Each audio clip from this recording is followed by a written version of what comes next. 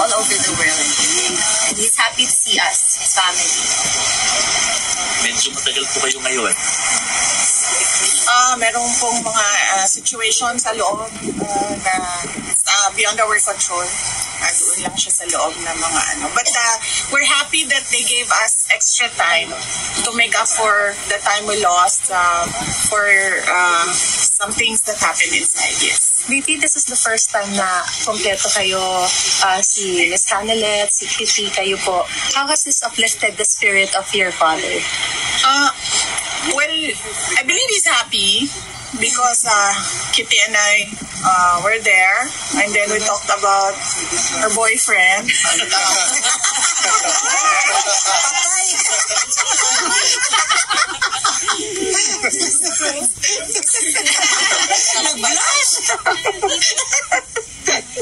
Thank you. Marcia po. Yes, Mama. Kamusta po si PRRD at this point in time? Okay naman siya. Okay siya. Kitty gave him a massage. Wow! And then, Kitty, ito na magsabi. Well, yung mga... Na speechless siya sa boyfriend. Hindi ata rin. Ano sabi ni Daddy? So ayun, I was updating him with the situation with our families, and is happy to hear that we are all doing well, that we are all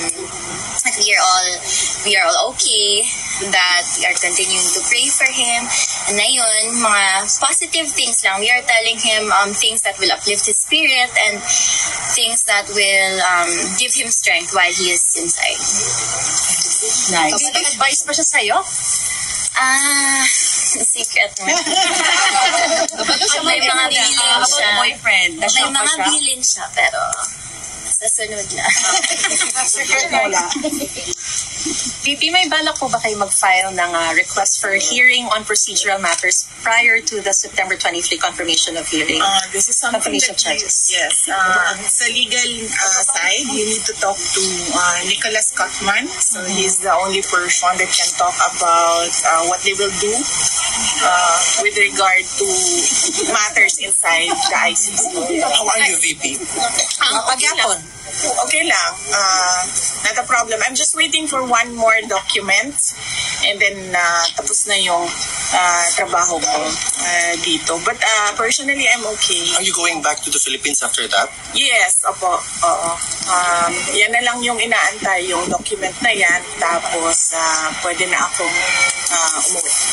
VP, something personal. Ano po yung reflections nyo, mo, ng pamilya, since this thing happened? I'm sure in one of the moments you're thinking of something na could share. Ikaw muna. Or ako muna? Okay, ako muna. Sige. I'm happy. I think I don't have the word right now. I only have happy, but it's the incorrect word to describe it. But blessed. I'm blessed because I gained a sister with what happened to me after the attacks, the confidential funds attacks, the impeachment, and we have a relationship now. I have a relationship with Kitty, and I'm happy now. Sabi ko nga sa kanya, I'm happy that I have a sister kasi meron akong pagagalitan. Growing up, wala akong ganun, but meron ako niyan ngayon, pinagagalitan na kapatid. And then, I'm happy as well. And this really is ironic. But I have to thank Bongbong Marcos because there was forgiveness between me and PRD for all that has happened in our lives. And we have a relationship now, a father-daughter relationship, since we cannot discuss anything legal anymore because it is understood inside that only the lawyers can discuss legal matters with the former president. So we only discuss about family, and this has been one of the longest meetings I have had with the former president. Growing up, he was always busy with work. He was always busy with the country. And now I have this every day with him, talking about life, talking about family. And for that, I feel like I am blessed. Yeah. Because at this point, he's already 80 and he's already retired. But going back as mayor, baka mabisi na naman siya sa kanyang trabaho. So, nabigyan kami ng ganitong time na makapag-usap as a father-daughter. Yeah, nice kayo. Sad lang that it happened inside. Yeah. Pero there is a good side. It's blessing. But yes, thank you sa kanya. Happy siya, ma'am, everyday na nakikita. Oh yes.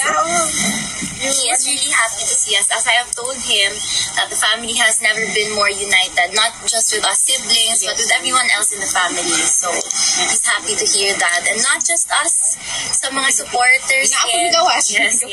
I told him of that. I told him that especially on his birthday, there were people with speakers. They brought speakers and the microphone. They were singing a happy birthday song to him. He knows that and he was very happy to hear that. And I told him of all the support everywhere in the world, from everywhere in the Philippines and everywhere in the buffet kit. The buffet for people. There is a small, hindi naman buffet, pero parang a small, may mga sa labas ng bahay niya in Davao City, the greenhouse. Yes. People were able to set up tents there para for the TV, ma'am. Yes, I heard also. I was not able to see it, but I heard. And then may mga vitamins doon. There are snacks for people who want to stay there and watch over his house. So he's very happy and grateful to hear that. Huwag ka naman ba sinisimuli ng PRRD na dahil kasalanan mo kasi ito kaya ako nandito dahil nakipag-unite ka sa Marcos? Wala. Ever since. Sorry, oh yeah. Yes. Ever since, wala siyang sinabi sa akin na ganyan. Even when I ran for Vice President, ma'am, wala naman talaga siya sinabi. Sinabi lang niya, hindi na ako sasali dyan. Kayo nang magdesisyon yan. Yan lang yung sinabi niya when he was told by one of my siblings that I'm running for Vice President. And wala. VP? I don't remember PRD na naninisi. Never. Kasi I always remember him. I don't know, Kit, with you, but I always remember him when I was growing up. He would always say, you make your own history in this world. So you always answer to your decisions. So I think that is his philosophy as well. So he doesn't blame anyone with what happened. He always says, I did it for my country. Yes. He always says, Repeatedly. I did it for my country. The two boys po, are they coming? The Paulo and Baste, no? We're talking about Paulo and Baste. So, there are plans naman. We arrange this pag-aalis yung isa, may dadating na isa. So, as of now, we are arranging all the dates since most of them are busy with the campaign. VP, pardon me, I understand this is something legal, but we just want to hear your side. Kasi po, sabi po ni Attorney Kaufman, tinatrabaho na raw po yung interim release. Meron pa po ba kayo nakikitang balakid before filing one, or how soon will you file this? At sa Pilipinas niyo po ba gustong ma-release ang, of course, may panawagan kayo na bring him home to the Philippines, to Davao City. But just for the record, we just want to hear if sa Pilipinas niyo po gusto siyang ma-release, kasi may sinasabi po yung palasyo, and let me quote, does it mean that we have to recognize that ICC has jurisdiction over the Philippines?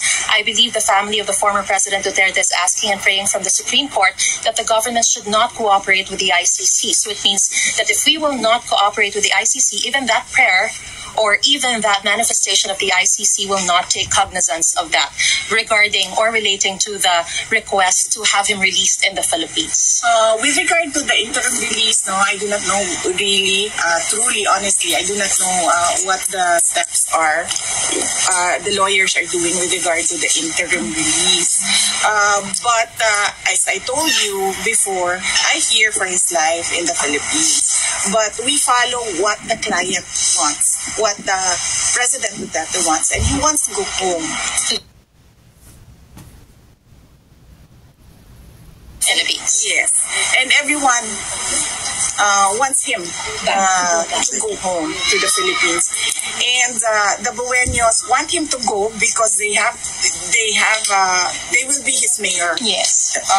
For the next 3 years. But with regards to what the palace said, ma'am, yung sinasabi po nila na kapag yun po yung hihilingin, does this mean that we have to recognize the ICC, that it has jurisdiction over the Philippines? Wala na nga pong jurisdiction sila. Wala naman po kami hinihingi sa palace. We did not ask for the palace for anything. So I do not know what they are talking about.